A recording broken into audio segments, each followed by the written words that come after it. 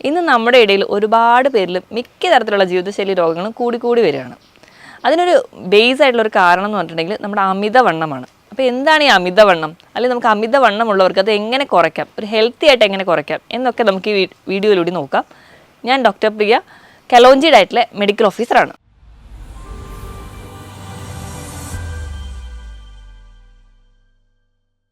അപ്പോൾ എന്താണ് ഈ അമിതവണ്ണം എന്ന് നമുക്ക് ആദ്യം തന്നെ നോക്കാം.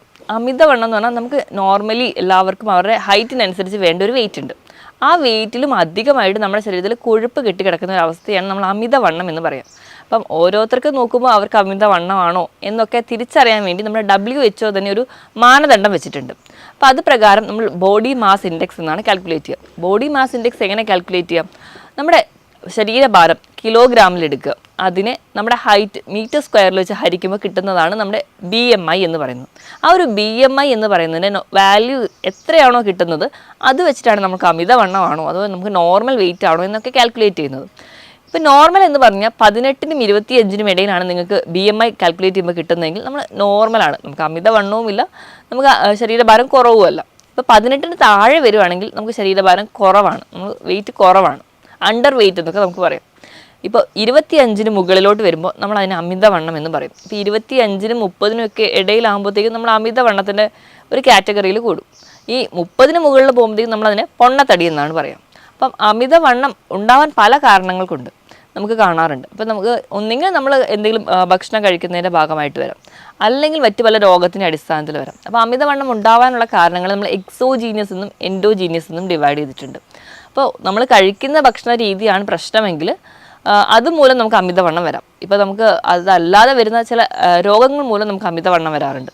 ഇപ്പം കൊളസ്ട്രോൾ കൂടിയ ആൾക്കാർക്കോ അല്ലെങ്കിൽ PCOD പോലെയുള്ള കണ്ടീഷൻസിലൊക്കെ നമുക്ക് അമിതവണ്ണം പറയാറുണ്ട്. തൈറോയ്ഡ് ഹോർമോണിൻ്റെ ഡിസ്ഫങ്ഷൻ ഉള്ളവർക്ക് ഒരു PCODയുടെ കേസ് എടുക്കുമ്പം അമിതവണ്ണം PCOD എന്ന് പറഞ്ഞ ഒരു സൈക്കിൾ പോലെയാണ്. അമിതവണ്ണമുള്ളവർക്ക് PCOD ചാൻസ് ഉണ്ട്. അതുപോലെ തന്നെ PCOD വരുന്നതിൻ്റെ ഭാഗമായിട്ടും അമിതവണ്ണം വരുന്നവരും ഉണ്ട്. അപ്പോൾ ഇതൊരു സൈക്ലിക് പ്രോസസ്സാണ്. ഇപ്പോൾ ഇത് കൂടാതെ തന്നെ പാരമ്പര്യമായിട്ട് തന്നെ വണ്ണമുള്ളവർ, ഇപ്പോൾ നമ്മുടെ മാതാപിതാക്കൾക്കൊക്കെ വണ്ണം ഉണ്ടെങ്കിൽ അങ്ങനെ വണ്ണം വെക്കാനുള്ള ടെൻഡൻസി കൂടുതലാണ്. ഈ അമിതവണ്ണം എന്ന് പറയുമ്പോൾ നമുക്കൊരു സൗന്ദര്യ പ്രശ്നം മാത്രമായിട്ട് ഒതുങ്ങുന്നില്ല.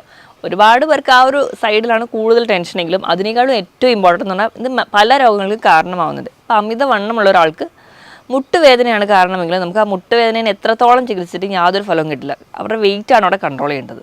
അമിതവണ്ണമുള്ളവർക്കാണ് ഇപ്പം മിക്ക ജീവിതശൈലി രോഗങ്ങളുണ്ടാവുക. ഇപ്പോൾ ഡയബറ്റിസ് ആയിക്കോട്ടെ, കൊളസ്ട്രോള്, അതോടൊപ്പം തന്നെ BP കൂടി കൂടുതലായിട്ട് കാണും. അപ്പോൾ ഇവരെ ഒരു കൂടുതലായിട്ട് നിൽക്കുമ്പോൾ, അതായത് അമിതവണ്ണത്തോടൊപ്പം ഈ 3 രോഗങ്ങൾ ചേർന്ന് നിൽക്കുമ്പോൾ നമ്മൾ അതിനെ മെറ്റബോളിക് സിൻഡ്രോം എന്ന് പറയും. ഈ ഒരു കണ്ടീഷനിലൊക്കെ വന്നിട്ടുണ്ടെങ്കിൽ നമുക്ക് നമ്മുടെ ലൈഫ് ഭയങ്കര ബുദ്ധിമുട്ടാവും. കാരണം പല രോഗങ്ങൾ പെട്ടെന്ന് വരികയും അത് നമ്മുടെ ഹാർട്ട് കംപ്ലയിൻസിനോ അല്ലെങ്കിൽ മറ്റ് പല കണ്ടീഷൻസിന് വരികയും അത് കോംപ്ലിക്കേറ്റഡ് സ്റ്റേജിലോട്ട് പോവുകയും ചെയ്യും.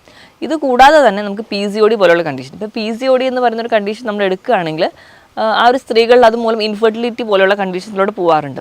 ഇനി വെരിക്കോസ് വെയിൻ പോലെയുള്ള കണ്ടീഷൻസ് വരുന്നുണ്ട്. വെരിക്കോസ് വെയിൻ ഉണ്ടാവാൻ ഇവിടെ പറഞ്ഞ പോലെ അമിതവണ്ണം വരുന്നു, അതുപോലെ വെയിൻസിലുണ്ടാകുന്ന കംപ്രഷൻ, അങ്ങനെ നമുക്ക് അതിൻ്റേതായ ബുദ്ധിമുട്ടുകളുണ്ട്. ഇത് കൂടാതെ തന്നെ ഈ അമിതവണ്ണം നമുക്ക് മെൻ്റലി ഭയങ്കര ഇറിറ്റേറ്റഡ് ആയിരിക്കും. അത് കുറച്ചുകൂടി ഇൻട്രോവേർട്ട് ആയി പോവുകയും ആ ഒരു ഡിപ്രഷൻ പോലെയുള്ള കണ്ടീഷൻസിലോട്ട് പോകും. അപ്പോൾ എല്ലാ രീതിയിലും നോക്കിക്കഴിഞ്ഞാലും അമിതവണ്ണം ഭയങ്കര ബുദ്ധിമുട്ട് തന്നെയാണ്. അപ്പോൾ നമ്മൾ ഇത് എങ്ങനെ കുറയ്ക്കണം, അതാണ് നമുക്ക് എല്ലാവർക്കും അറിയേണ്ട കാര്യം. അപ്പോൾ അമിതവണ്ണം നമ്മൾ എങ്ങനെ കുറയ്ക്കണം നോക്കിക്കഴിഞ്ഞാൽ നമ്മുടെ ഏറ്റവും ബേസിക് ആയിട്ട് വേണ്ടതെന്ന് വെച്ച് കഴിഞ്ഞാൽ ഒരു ഡോക്ടറുടെ അല്ലെങ്കിൽ ഒരു ഡയറ്റീഷ്യൻ്റെ കൺസൾട്ടേഷൻ എടുക്കുകയാണ് വേണ്ടത്. നമ്മൾ ഒരുപാട് വീഡിയോസ് കാണുകയും അല്ലെങ്കിൽ ഒരുപാട് നെറ്റിലൂടെ നോക്കിയിട്ട് നമ്മുടെ ഇഷ്ടപ്രകാരം നമ്മളൊരു ഡയറ്റ് തുടങ്ങുന്നതിന് മുൻപ് ഏറ്റവും ആദ്യം വേണ്ടതെന്ന് പറഞ്ഞാൽ ഒരു ഡയറ്റീഷ്യനെ അല്ലെങ്കിൽ ഒരു ജനറൽ ഫിസിഷ്യനെ ഒക്കെ കണ്ടിട്ട് നമ്മുടെ ഹെൽത്ത് എങ്ങനെയാണോ അല്ലെങ്കിൽ നമ്മുടെ ഹെൽത്ത് ഓക്കെ ആണോ നോക്കിയിട്ട് വേണം നമ്മൾ എപ്പോഴും ഒരു ഡയറ്റ് പ്ലാൻ സ്റ്റാർട്ട് ചെയ്യാൻ. അപ്പോൾ അതിന് മുൻപായിട്ട് അപ്പോൾ നമ്മൾ എന്തൊരു ഡയറ്റ് എടുക്കുകയാണെങ്കിൽ അതിൻ്റെ മുൻപ് നമ്മുടെ നോർമൽ എല്ലാ വൈറ്റൽസും ഓക്കെ ആണോ നോക്കാം. നമ്മുടെ BP, നമ്മുടെ ഡയബറ്റീസിൻ്റെ ലെവൽ, അല്ലെങ്കിൽ നമുക്ക് ഷുഗർ ഉണ്ടോ, നമുക്ക് തൈറോയ്ഡ് പോലെ എന്തെങ്കിലും കണ്ടീഷൻസ് ഉണ്ടോ എന്നൊക്കെ നോക്കണം. കാരണം ഇങ്ങനെ എന്തെങ്കിലും രോഗങ്ങളുണ്ടെങ്കിൽ നമ്മൾ അത് ട്രീറ്റ് ചെയ്താൽ മാത്രമേ നമ്മുടെ വണ്ണം കുറയുള്ളൂ. ഇപ്പോൾ തൈറോയ്ഡ് ഹോർമോൺ ഡിസ്ഫങ്ഷൻ ഉള്ള ഒരാളാണെങ്കിൽ നമ്മൾ ഡയറ്റ് എടുത്തിട്ടുണ്ടെങ്കിൽ അവിടെ റിസൾട്ട് കിട്ടില്ല. അപ്പോൾ ആദ്യം നമ്മൾ ആ കണ്ടീഷൻ എന്താണെന്ന് നോക്കിയിട്ട് അതിനാദ്യം ട്രീറ്റ്മെൻറ്റ് എടുക്കണം. അതിനോടൊപ്പം തന്നെ നമ്മൾ ഡയറ്റ് എടുത്തു കഴിഞ്ഞാൽ കംപ്ലീറ്റ് ആയിട്ട് റിസൾട്ട് കിട്ടും. അപ്പോൾ മൊത്തത്തിലൊരു ഭക്ഷണം മാത്രം നിയന്ത്രിച്ചാൽ പോരാ, കൃത്യമായൊരു വ്യായാമം വേണം. നമ്മൾ എങ്ങനെയൊക്കെയെങ്കിലും നമ്മൾ കൃത്യമായ ഒരു സമയം കണ്ടെത്തണം വ്യായാമത്തിന് വേണ്ടിയിട്ട്. അപ്പം ആഴ്ചയിൽ ഒരു 5 ദിവസമെങ്കിലും ഒരു അരമണിക്കൂർ മുതൽ 3/4 മണിക്കൂർ വരെയെങ്കിലും ഏതെങ്കിലും തരത്തിൽ നമുക്ക് ഏത് തരത്തിലുള്ള വ്യായാമമാണെന്ന് നല്ലൊരു ഫിറ്റ്നസ്സോ സർട്ടിഫൈഡ് ആയിട്ടുള്ള ഫിറ്റ്നസ് ട്രെയിനറിൻ്റെ അടുത്തോ അല്ലെങ്കിൽ നമ്മുടെ ഒരു ഡോക്ടറെ അടുത്തോ കൺസൾട്ടൻറ്റിൻ്റെ അടുത്തോ ചോദിച്ചതിന് ശേഷം കൃത്യമായിട്ട് വ്യായാമം കൂടി ഉണ്ടെങ്കിൽ നമുക്ക് ഈസി ആയിട്ട് വെയിറ്റ് കുറയ്ക്കാൻ പറ്റും. ഇപ്പോൾ ഒരു 100 കിലോ ഉള്ള ഒരാൾക്കാണെങ്കിൽ ഒരു 65 കിലോ വരെയെങ്കിലുമൊക്കെ സുഖമായിട്ട് കുറയ്ക്കാൻ നമുക്ക് ഈ ഒരു ഡയറ്റിലൂടെ തന്നെ ചെയ്യാൻ പറ്റും. അപ്പോൾ നമ്മൾ ആദ്യം ഈ വൈറ്റൽസ് ഒക്കെ ചെക്ക് ചെയ്തു, എല്ലാം നോർമലാണെന്ന് ഉറപ്പ് വരുത്തി കഴിഞ്ഞാൽ നമ്മുടെ ഫുഡ് ഹാബിറ്റ്സ് ഒക്കെ തന്നെ മാറ്റണം. അപ്പോൾ ഫുഡിൽ ഏറ്റവും ആദ്യം നമ്മൾ കട്ട് ചെയ്യാൻ പറയുക എപ്പോഴും ഒരു ഷുഗറിൻ്റെ ലെവൽ, അതുപോലെ തന്നെ ഉപ്പിൻ്റെ ലെവൽ. അപ്പോൾ നമ്മൾ കംപ്ലീറ്റ്ലി ഷുഗർ കുറയ്ക്കണം. ഷുഗർ കുറയ്ക്കുന്നതിനോടൊപ്പം തന്നെ അന്നജത്തിൻ്റെ അളവ് നല്ലപോലെ കുറയ്ക്കും. കംപ്ലീറ്റ്ലി അത് ഒഴിവാക്കാൻ പറ്റുകയാണെങ്കിൽ അത് ഏറ്റവും നല്ലത്. അപ്പോൾ അന്നജം എന്ന് പറഞ്ഞാൽ നമ്മൾ കഴിക്കുന്ന ചോറ്, ചപ്പാത്തി, ആട്ടയുടെ പ്രൊഡക്ട്സ്, അങ്ങനെ എല്ലാത്തിലും നമ്മൾ ഇപ്പോൾ കഴിക്കുന്ന ബ്രെഡ് ആയിക്കോട്ടെ, ബണ്ണായിക്കോട്ടെ, എല്ലാം കാർബോഹൈഡ്രേറ്റ് ആണ്. അപ്പോൾ അത് കംപ്ലീറ്റ്ലി കുറയ്ക്കുക. ഇനി അടുത്ത് നമ്മൾ ഫാറ്റിൻ്റെ അളവ് കുറയ്ക്കണം. നമ്മൾ എക്സസ് ആയിട്ട് കഴിക്കുന്ന ഫാറ്റ്, അതായത് ഒരുപാട് ഫ്രൈഡ് ഫുഡ് കഴിക്കുക, ഒരുപാട് ടിൻഡ് ഫുഡ് കഴിക്കുക, പ്രോസസ്ഡ് ഫുഡ് കഴിക്കുക. അപ്പോൾ മധുരം കുറയ്ക്കുക എന്ന് പറയുമ്പോൾ പഞ്ചസാര മാത്രമല്ല, അല്ലെങ്കിൽ ചായയിലോ കാപ്പിയിലോ പഞ്ചസാര കുടിക്കാതിരിക്കുക അല്ലെങ്കിൽ ആഡ് ചെയ്യാതിരിക്കുന്നവരാണെങ്കിൽ അത് മാത്രം അവോയ്ഡ് ചെയ്താൽ പോരാ. നമ്മൾ കഴിക്കുന്ന എല്ലാ ബേക്കറി ഐറ്റംസിലും മധുരം കുറച്ചുകൂടി ഇരട്ടിപ്പിക്കാൻ വേണ്ടിയിട്ട് ഫ്രക്ടോസ് ആണ് ആഡ് ചെയ്യുന്നത്. അത് നമ്മുടെ ഗ്ലൂക്കോസിനേക്കാളും അല്ലെങ്കിൽ നമ്മൾ നോർമൽ ഷുഗറിനേക്കാളും ഇരട്ടി ദോഷം ചെയ്യുന്നതാണ്. അപ്പോൾ ഹൈ ഫ്രക്ടോസ് കോൺ സിറപ്പാണ് മിക്ക വസ്തുക്കളിൽ ആഡ് ചെയ്യുന്നത്. അതുകൊണ്ടാണ് ഇന്ന് മറ്റ് പല ജീവിതശൈലി, ഇപ്പോൾ യൂറിക് ആസിഡിൻ്റെ പ്രശ്നങ്ങളായിക്കോട്ടെ, ഫ്രക്ടോസിൻ്റെ കൂടുതൽ ഉപയോഗം കൊണ്ടാണ് ഫാറ്റി ലിവർ പോലെയുള്ള കംപ്ലയിൻസ് ഒക്കെ ഉണ്ടാകുന്നത്. അപ്പോൾ അതൊക്കെ കൺട്രോൾഡ് ആവുക. അതിനോടൊപ്പം തന്നെ ഡയറ്റ് എടുക്കുമ്പോൾ നമ്മൾ ആദ്യം തന്നെ കൺട്രോൾ ചെയ്യേണ്ടത് ഈ പറഞ്ഞ ഭക്ഷണങ്ങളാണ്. അപ്പോൾ ഈ ഭക്ഷണം കഴിക്കുന്ന ഇതൊക്കെ അവോയ്ഡ് ചെയ്യുമ്പോൾ നമ്മൾ എന്തൊക്കെ കൂടുതലായിട്ട് കഴിക്കണം? കൂടുതലായിട്ട് നമ്മൾ എപ്പോഴും പ്രോട്ടീൻസ് ചേർക്കുക. പ്രോട്ടീൻസ് ആണ് ഏറ്റവും നമുക്ക് വേണ്ടത്. നമ്മുടെ മസിൽ ബിൽഡ് ചെയ്യാനും നമുക്ക് വേണ്ട എനർജി. എപ്പോഴും കാർബോഹൈഡ്രേറ്റ് എന്ന് പറഞ്ഞാൽ നമുക്ക് എന്തെങ്കിലും ജോലി ചെയ്യാൻ വേണ്ടിയിട്ടുള്ള എനർജിയാണ് കാർബോഹൈഡ്രേറ്റ് തരിക. ഇപ്പം ഇന്നത്തെ ഒരു ലൈഫ് സ്റ്റൈൽ പ്രകാരം നമുക്ക് ഒരുപാട് ആയാസമുള്ള അല്ലെങ്കിൽ അധ്വാനമുള്ള ജോലികളൊന്നുമില്ല. അപ്പോൾ കാർബോഹൈഡ്രേറ്റിൻ്റെ അളവ് മാക്സിമം കുറയ്ക്കുക. നമുക്ക് അതിന് പകരം പ്രോട്ടീൻസ് കഴിക്കുക, നല്ലപോലെ വെജിറ്റബിളും ഫ്രൂട്ട്സും കഴിക്കുക. അത് കൂടുതൽ കട്ട് ചെയ്ത് ഫ്രഷ് ആയിട്ട് സാലഡായിട്ട് കഴിക്കാനാണ് ഏറ്റവും നല്ലത്. നമ്മൾ ജ്യൂസാക്കി കഴിക്കുമ്പോൾ വീണ്ടും പഞ്ചസാര ആഡ് ചെയ്യുന്നു, അതിലുള്ള ഫൈബറൊക്കെ നഷ്ടപ്പെടുന്നു. അപ്പോൾ ജ്യൂസാക്കി കഴിക്കാതെ മാക്സിമം കട്ട് ചെയ്ത് കഴിക്കാൻ വേണ്ടി ശ്രദ്ധിക്കുക. ഇപ്പോൾ സീസണൽ ആയിട്ടുള്ള നമ്മുടെ വീട്ടിലൊക്കെയുള്ള പച്ചക്കറികളോ അല്ലെങ്കിൽ നമ്മുടെ നാട്ടിലൊക്കെയുള്ള ഫ്രൂട്ട്സൊക്കെ കൂടുതലായിട്ട് കഴിക്കാൻ വേണ്ടി ശ്രദ്ധിക്കുക. അപ്പോൾ നമുക്ക് അതുവഴി ഉണ്ടാകുന്ന കുറേ വിഷാംശമൊന്നും നമ്മുടെ വയറിലെത്താതിരിക്കുകയും നമ്മുടെ ബോഡീനെ പ്രൊട്ടക്റ്റ് ചെയ്യാൻ പറ്റും. എപ്പോഴും നമ്മൾ സാലഡ് തിരഞ്ഞെടുക്കുമ്പോൾ അതിൻ്റെ കൂടെ തന്നെ ഒലിവ് ഓയിലൊക്കെ ആഡ് ചെയ്യുമ്പോൾ നമുക്ക് നമ്മുടെ ശരീരത്തിൽ നീർക്കെട്ട് ഉണ്ടാകുന്നതോ അല്ലെങ്കിൽ നമ്മുടെ ശരീരത്തിൽ കൊഴുപ്പടിയുന്ന ആ ഒരു ടെൻഡൻസി തന്നെ കുറയും. ഇപ്പോൾ ഒലിവ് ഓയിൽ എന്ന് പറഞ്ഞാൽ നല്ലൊരു ആൻറ്റി ഓക്സിഡൻസ് ആണ്. അത് നല്ലപോലെ ഒമേഗ 3 ഫാറ്റി ആസിഡ്സ് ഉണ്ട്. അപ്പോൾ ഇതൊക്കെ ഉള്ളത് കൊണ്ട് തന്നെ അപ്പോൾ നമ്മുടെ ശരീരത്തിൽ എന്തെങ്കിലുമൊക്കെ ഒരു ഫാറ്റ് അടിയാനുള്ള ടെൻഡൻസി ഉണ്ടെങ്കിൽ അത് മാക്സിമം കുറയുന്നത് കാണാം. അപ്പം ഭക്ഷണത്തിൽ ഈ ഒരു രീതിയിലൂടെ മാറ്റും. ഇപ്പം നമ്മൾ ഒരു ഫുഡ് കഴിക്കുന്ന ഒരു പാറ്റേൺ എടുക്കുകയാണെങ്കിൽ, ഇപ്പം നോർമലി നല്ലപോലെ ഹെവി ആയിട്ട് ഫുഡ് കഴിക്കുന്ന ഒരാളാണെങ്കിൽ ഒറ്റയടിക്ക് ഇതെല്ലാം കട്ട് ചെയ്യാൻ നമുക്ക് പാടായിരിക്കും. അപ്പോൾ നമ്മുടെ പ്ലേറ്റിനെ തന്നെ ഒന്ന് സെറ്റ് ചെയ്യുക എന്ന് നോക്കുമ്പോൾ നോർമലി ഒരു പ്ലേറ്റ് എടുക്കുകയാണെങ്കിൽ അതിൽ ഹാഫ് പോർഷൻ നമ്മൾ പ്രോട്ടീനിലോട്ട് കൊണ്ടുവരും. പ്രോട്ടീൻ നമ്മൾ പയറ്, കടല, പരിപ്പ്, ഇറച്ചി, മീൻ, മുട്ട, ഇതെല്ലാം പ്രോട്ടീൻസിൽ വരും. വെജിറ്റബിൾ ആയിക്കോട്ടെ അല്ലെങ്കിൽ നോൺ വെജ് ആയിക്കോട്ടെ, പ്രോട്ടീൻസ് അര ഭാഗമെങ്കിലും പ്രോട്ടീൻസ് തന്നെ കഴിക്കുക. ഒരു 1/4 ഭാഗം വെജിറ്റബിൾസിനും ഫ്രൂട്ട്സിനും കൊടുക്കുക. ബാക്കി ഒരു 1/4 ഭാഗം മാത്രം, അത് ഒരു പിടി ചോറൊക്കെ മാക്സിമം ആ ഒരു കുറച്ചുകൊണ്ട് വരുന്ന ആദ്യ ഘട്ടത്തിൽ നമുക്ക് കഴിക്കാവുന്നതാണ്. എപ്പോഴും കഴിക്കുന്നുണ്ടെങ്കിൽ തന്നെ ഒരു കുത്തരി തിരഞ്ഞെടുക്കാൻ വേണ്ടി നോക്കുക. കാരണം അതിലൂടെ നമുക്ക് കുറച്ച് ഫൈബർ കിട്ടുമല്ലോ. അപ്പം അത് കഴിഞ്ഞ് നോർമലി അത് കുറച്ചുകൊണ്ട് വരും. ഇപ്പം ചോറിന് പകരം ചപ്പാത്തി കഴിക്കുന്നവരാണെങ്കിൽ 1 or 2 ചപ്പാത്തിയൊക്കെ ആദ്യ സമയങ്ങളിൽ കഴിക്കാം. കാലക്രമേണ കാർബോഹൈഡ്രേറ്റിൻ്റെ ലെവൽ നല്ലപോലെ കുറച്ചുകൊണ്ട് വരാൻ നിങ്ങൾ ശ്രമിക്കണം. അപ്പോൾ ഒരുപാട് ആൾക്കാരും പറയാറുള്ളതാണ്, ഡയറ്റ് ചെയ്യണമെന്ന് ഭയങ്കര ആഗ്രഹമുണ്ട്, വെയിറ്റ് കുറയ്ക്കാൻ ഭയങ്കര ആഗ്രഹമുണ്ട്, പക്ഷേ എനിക്ക് വിശപ്പ് കൺട്രോൾ ചെയ്യാൻ പറ്റുന്നില്ല, ഭക്ഷണം കുറയ്ക്കുമ്പോഴത്തേക്കും ഭയങ്കരമായിട്ട് വിശക്കുന്നു എന്നുള്ളത്. അപ്പോൾ നമുക്ക് ഈ ഒരു അമിതവണ്ണം ഉണ്ടാവാനുള്ള ഒരു മെയിൻ കാരണം എന്ന് പറഞ്ഞാൽ നമ്മൾ വിശക്കാതെ തന്നെ ഭക്ഷണം കഴിക്കുക എന്നുള്ളതാണ്. നമുക്ക് ഇന്നൊക്കെ എന്ന് പറഞ്ഞു കഴിഞ്ഞാൽ പട്ടിണിയൊന്നുമില്ല, ധാരാളം ഭക്ഷണം കഴിക്കാനുണ്ട്. അപ്പോൾ നമ്മൾ ഇടയിൽ ഇങ്ങനെ ഭക്ഷണം കഴിച്ചുകൊണ്ടേയിരിക്കും. ഇതാണ് പ്രത്യേകിച്ച് വലിയ ജോലിയൊന്നുമില്ല, ഒരു സെഡൻറ്ററി ലൈഫും കൂടിയായിരിക്കും. അതാണ് നമുക്ക് അമിതവണ്ണം ഉണ്ടാവാനുള്ള കാരണം. അപ്പോൾ നമ്മൾ കൃത്യമായിട്ട് ഭക്ഷണം കഴിക്കാൻ വേണ്ടി ഒരു ടൈം ടേബിൾ സെറ്റ് ചെയ്യുക. കൃത്യമായിട്ട് ഇപ്പോൾ നമ്മൾ 3 മീലാണ് നമ്മൾ മെയിനായിട്ടുള്ള 3 മീലാണ് നമ്മൾ മലയാളികൾ കൂടുതലായിട്ട് കഴിക്കുക. രാവിലത്തെ ബ്രേക്ക്ഫാസ്റ്റ്, ഉച്ചത്തെ ലഞ്ച്, രാത്രിത്തെ ഡിന്നർ. അപ്പോൾ ഈ മീൽസിനെ കട്ട് ചെയ്തിട്ട് പല തവണകൾ കുറച്ചുകൂടെ കൂട്ടുക, ക്വാണ്ടിറ്റി കുറച്ചുകൂടെ കുറയ്ക്കുക, നല്ല ക്വാളിറ്റിയുള്ള ഭക്ഷണവും കഴിക്കുക. എങ്കിൽ ഡയറ്റ് ചെയ്യാൻ നമുക്ക് ഈസി ആയിരിക്കും. അപ്പോൾ നമ്മൾ ഇടയിൽ രാവിലത്തെ ബ്രേക്ക്ഫാസ്റ്റ് കഴിഞ്ഞ് ഒരു 11 മണിക്ക് ചെറിയൊരു സ്നാക്ക് ടൈം കൊടുക്കുക. അത് കഴിഞ്ഞ് ഉച്ചയ്ക്കത്തെ ലഞ്ച്, വൈകുന്നേരം ഒരു ടീ ടൈം കൊടുക്കുക, അതിന് കഴിഞ്ഞിട്ട് ഒരു ഡിന്നർ. അപ്പോൾ നമ്മൾ ഈ 11 മണിക്കത്തെയും വൈകിട്ടത്തെയും ആ ഒരു ഇതെന്ന് പറഞ്ഞിട്ടുണ്ടെങ്കിൽ നമ്മൾ എപ്പോഴും ഒരു ജങ്ക് ഫുഡാണ് കൂടുതലാണ് കഴിക്കുക. അതിന് പകരം അത് കുറച്ചുകൂടി ഹെൽത്തി ആക്കാൻ വേണ്ടി ആ ഒരു 11 മണിക്കും നമ്മളതുപോലെ വൈകിട്ട് 4 മണിക്കും കഴിക്കുന്നത് എപ്പോഴും ഒരു നട്ട്സോ അല്ലെങ്കിൽ ഒരു ബൗൾ സാലഡോ ആ ഒരു രീതിയിലേക്ക് മാറ്റുക. ഇനി നിങ്ങൾക്ക് എത്ര ഭക്ഷണം കഴിച്ചിട്ട് നിങ്ങൾക്ക് വിശക്കുന്നു അല്ലെങ്കിൽ നിങ്ങൾക്ക് ഡയറ്റ് ചെയ്യാൻ പറ്റുന്നില്ല എന്നൊക്കെ ഉണ്ടെങ്കിൽ നിങ്ങൾ ഈ ഇടയിൽ കഴിക്കുന്ന ഭക്ഷണം കുറച്ചുകൂടെ ഫൈബർ റിച്ച് ആയിരിക്കും, അല്ലെങ്കിൽ കുറച്ചുകൂടെ വാട്ടർ കണ്ടൻ്റ് ഉള്ള ഫുഡുകൾ കഴിക്കുക.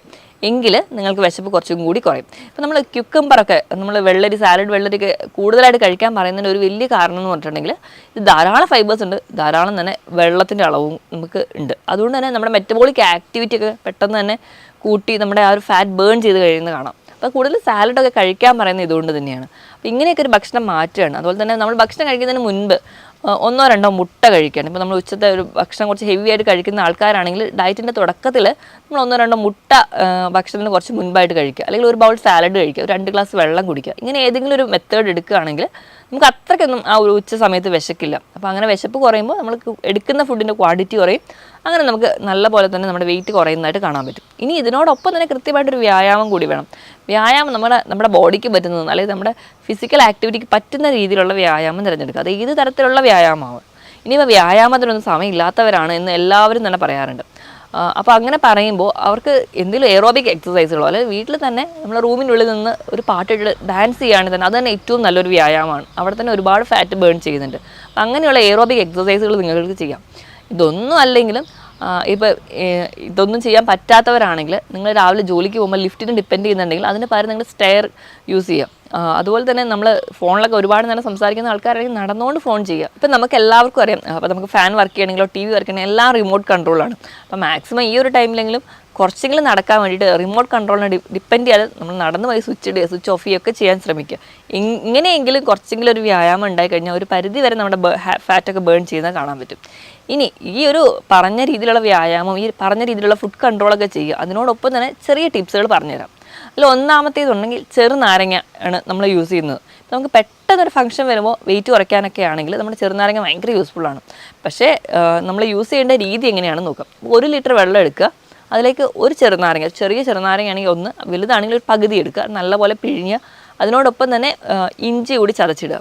ഇത് നമ്മളിത് രാവിലെ വെറും വയറ്റിൽ കുടിക്കാം.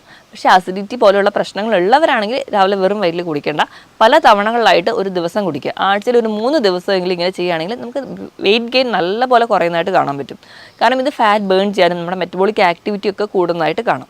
ഇത് പെട്ടെന്നുണ്ടാകുന്ന ഒരു വെയിറ്റ് ലോസിന് വേണ്ടിയിട്ട് മാത്രം ഡിപ്പെൻഡ് ചെയ്യുക. കണ്ടിന്യൂസ്ലി ഇത് യൂസ് ചെയ്യുന്നത് അത്ര നല്ലതല്ല. നമുക്ക് അസിഡിറ്റി പോലുള്ള പ്രശ്നങ്ങൾ ഉണ്ടാവാനുള്ള ചാൻസ് വളരെ കൂടുതലാണ്. ഇനി രണ്ടാമത് പറഞ്ഞാൽ ജീരകം ഇട്ട് തിളപ്പിച്ച വെള്ളം. അപ്പോൾ നമ്മളൊരു 250 ml, അതായത് 1/4 ലിറ്ററോളം വെള്ളം എടുക്കുക, ഒരു നുള്ളു ജീരകം ഇട്ട് നല്ലപോലെ തിളപ്പിച്ച് ആ വെള്ളം നമ്മൾ സ്ഥിരമായിട്ട് കുടിക്കുകയാണെങ്കിൽ ഇത് നമ്മുടെ ഫാറ്റ് ബേൺ ചെയ്യാൻ സഹായിക്കും. ജീരകത്തിൽ തൈമോൾ എന്ന് പറയുന്നൊരു കണ്ടന്റ് ഉണ്ട്. ഈ തൈമോൾ എന്ന് പറയുന്ന കണ്ടന്റ് നമ്മുടെ പാൻക്രിയാസിൻ്റെ ആക്ടിവിറ്റി സ്റ്റിമുലേറ്റ് ചെയ്യും. അപ്പോൾ നമ്മുടെ വെയിറ്റ് കുറയും. ഇപ്പം നമുക്ക് ഡയബറ്റീസ് പോലെയുള്ള പ്രശ്നമുള്ളവരാണെങ്കിൽ അതും നല്ല രീതിയിൽ കൺട്രോൾ ആവാൻ പറ്റുന്നൊരു ഡ്രിങ്കാണിത്. അപ്പോൾ നമുക്ക് ഇത് ഡിപ്പെൻഡ് ചെയ്യാം. ഇനി മൂന്നാമതായിട്ട് സിനമാൾഡിഹൈഡ് കണ്ടന്റ് ഉള്ള കറുകപ്പട്ട ഇട്ട് തിളപ്പിച്ച വെള്ളം കുടിക്കാം. അപ്പോൾ കറുകപ്പട്ട നിങ്ങൾക്ക് ഒന്നെങ്കിൽ പൊടിയായിട്ട് ഒരു നുള്ള ആഡ് ചെയ്യാം, അല്ലെങ്കിൽ ചെറിയ രീതിയിൽ ഒരു കഷ്ണം ആഡ് ചെയ്ത് നല്ലപോലെ വെള്ളം തിളപ്പിച്ച് അത് നിങ്ങൾക്ക് ദിവസവും മാറി മാറി കുടിക്കാവുന്നതാണ്.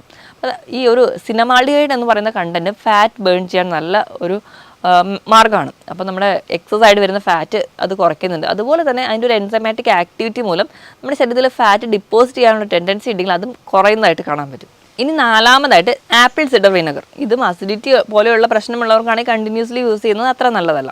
ഇനി അല്ലാത്ത ആൾക്കാരാണെങ്കിൽ 150 ml വെള്ളം എടുത്തിട്ട് അതിലേക്ക് 1 teaspoon apple cider vinegar add ചെയ്യുക, നല്ലോണം മിക്സ് ചെയ്തിട്ട് നിങ്ങൾക്ക് രാവിലെ വെറും വയറ്റിൽ കുടിക്കാം. പക്ഷേ അസിഡിറ്റി പോലെയുള്ള പ്രശ്നമുള്ളവരാണെങ്കിൽ ഇത് യൂസ് ചെയ്യാതിരിക്കുക. ഇത് നിങ്ങൾക്ക് ഇടയിലൊക്കെ കുടിക്കാവുന്നതാണ്. അങ്ങനെ ചെയ്ത് കഴിഞ്ഞാലും നിങ്ങൾക്ക് ഒരു പരിധി വരെ ഫാറ്റ് ബേൺ ചെയ്യുന്നത് കാണാം. പക്ഷേ കണ്ടിന്യൂസ്ലി ഇതൊക്കെ യൂസ് ചെയ്യുമ്പോൾ നമ്മുടെ ഇനാമൽ, നമ്മുടെ പല്ലിന് ചെറിയ കേട് വരാനൊക്കെയുള്ള ചാൻസുകളുണ്ട്. അപ്പോൾ മാക്സിമം ഇടയിൽ ഇപ്പോൾ ആഴ്ചയിൽ 3 ദിവസമോ അങ്ങനെയൊക്കെ മാറി നിങ്ങൾ കുടിക്കുന്നത് ഒരു പരിധി വരെ നിങ്ങളുടെ ഫാറ്റ് ബേൺ ചെയ്യും, നിങ്ങളുടെ വെയിറ്റ് കുറയുന്നതായിട്ടും കാണാൻ പറ്റും. ഇനി ഇപ്പോൾ ചില ആൾക്കാർക്ക് പ്രശ്നം എന്ന് വെച്ച് കഴിഞ്ഞാൽ വയറിൻ്റെ ഭാഗത്ത് അല്ലെങ്കിൽ ഇടുപ്പിൻ്റെ ഭാഗത്താണ് കൂടുതൽ കൊഴുപ്പെങ്കിൽ അവർക്ക് ചെയ്യാൻ പറ്റുന്ന ചില എക്സസൈസുകൾ നമുക്ക് നോക്കാം. ഒന്നാമതായിട്ട് ബ്രീത്തിങ് എക്സസൈസ്. എവിടെയെങ്കിലും നിവർന്നിരുന്നിട്ട് ശ്വാസം പതിയെ ഉള്ളിലോട്ട് എടുക്കുക, പതിയെ റിലാക്സ് ചെയ്യുക. ഒന്നാമത്തെ ബ്രീത്തിങ് എക്സസൈസാണ്. ഇനി രണ്ടാമത്തെ ആണെങ്കിൽ നമുക്ക് എവിടെയെങ്കിലും സ്റ്റഡി ആയിട്ട് തന്നെ ഇരിക്കുക, സ്റ്റഡി ആയിട്ട് എടുത്തിട്ട് ശ്വാസം നല്ലപോലെ ഉള്ളിലേക്ക് വലിച്ചെടുക്കുക, എന്നിട്ട് കുറച്ച് നേരം ശ്വാസം ഹോൾഡ് ചെയ്യുക. അപ്പോൾ നമ്മുടെ വയറ് നല്ലപോലെ ടൈറ്റ് ആവും. അതുകൊണ്ട് തന്നെ ആ ഒരു ഏരിയയിലെ മസിൽസൊക്കെ കുറച്ചുകൂടെ വർക്ക് ചെയ്യുന്നതിൻ്റെ ഭാഗമായിട്ട് അവിടുത്തെ ഫാറ്റ് ബേൺ ചെയ്തു. അതിൻ്റെ ഭാഗമായിട്ട് നമുക്ക് ആ ഒരു ഏരിയയിൽ മസിൽസ് കുറയുന്നതിന് അല്ലെങ്കിൽ ആ ഒരു വർക്ക് കാരണം അവിടുത്തെ ഫാറ്റ് ബേൺ ചെയ്യുന്നത് കൊണ്ട് തന്നെ ആ ഒരു ഏരിയയിൽ തടി കുറയുന്നതായിട്ട് കാണാൻ പറ്റും. ഇനി ഒരു 15 സെക്കൻഡൊക്കെ ഇങ്ങനെ ഹോൾഡ് ചെയ്തിടുക, പിന്നെ റിലാക്സ് ചെയ്യുക, നോർമൽ ബ്രീത്തിങ്ങിലോട്ട് വരിക. ഒരു 15 തവണയെങ്കിലും ഇതേ പ്രോസസ്സ് തന്നെ കണ്ടിന്യൂ ചെയ്യുക, പിന്നെ നോർമൽ ബ്രീത്തിങ്ങിലോട്ട് വരിക. അത് കഴിഞ്ഞ് വീണ്ടും ഒരു 15ൻ്റെ സെറ്റ് എടുക്കുക. അങ്ങനെ ഒരു 30 തവണയെങ്കിലും ഒരു ദിവസം ചെയ്യുന്നത് നമ്മുടെ ആ ഒരു വയറിൻ്റെ ഭാഗത്തുള്ള കൊഴുപ്പ് അഴിയുന്നതിന് കാരണമാകും. ഇനി മൂന്നാമത്തേത് നമുക്ക് പ്ലാങ്ക് ചെയ്യുക. പ്ലാങ്ക് എക്സസൈസ് ചെയ്യുമ്പോഴും ആ ഒരു വയറിൻ്റെ ഏരിയയിൽ ഉണ്ടാകുന്ന മസിൽസൊക്കെ എൻഗേജ്ഡ് ആവുന്നതുകൊണ്ട് അവിടുത്തെ ഫാറ്റ് പെട്ടെന്ന് ബേൺ ചെയ്യുന്നതാണ്. ഈ തരത്തിലുള്ള വ്യായാമങ്ങൾ ചെയ്യുക. പറഞ്ഞ രീതിയിൽ എന്തെങ്കിലും ഒരു ജോഗിങ്ങോ അല്ലെങ്കിൽ നീന്തൽ അല്ലെങ്കിൽ നമുക്ക് സൈക്ലിങ് ഇങ്ങനെ എന്തെങ്കിലുമുള്ള വ്യായാമങ്ങൾ കൂടി ചെയ്യുകയാണെങ്കിൽ നമ്മുടെ ഫാറ്റ് പെട്ടെന്ന് ബേൺ ചെയ്യും. അതോടൊപ്പം തന്നെ ഈ പറഞ്ഞ രീതിയിലൊക്കെ ഒരു കൃത്യമായ ഒരു ഡയറ്റീഷ്യൻ്റെ അണ്ടറിൽ തന്നെ നിങ്ങൾ ഡയറ്റ് ഒരു കൃത്യമായ ഒരു ചാർട്ടിലൂടെ തന്നെ ഡയറ്റ് കൂടി എടുക്കുകയാണെങ്കിൽ നല്ല രീതിയിൽ വെയിറ്റ് കുറയും. വെയിറ്റ് കുറഞ്ഞു കഴിഞ്ഞാൽ തന്നെ മിക്ക രോഗങ്ങളെ നമുക്ക് കൺട്രോളോട് കൊണ്ടുവരാനും പറ്റും.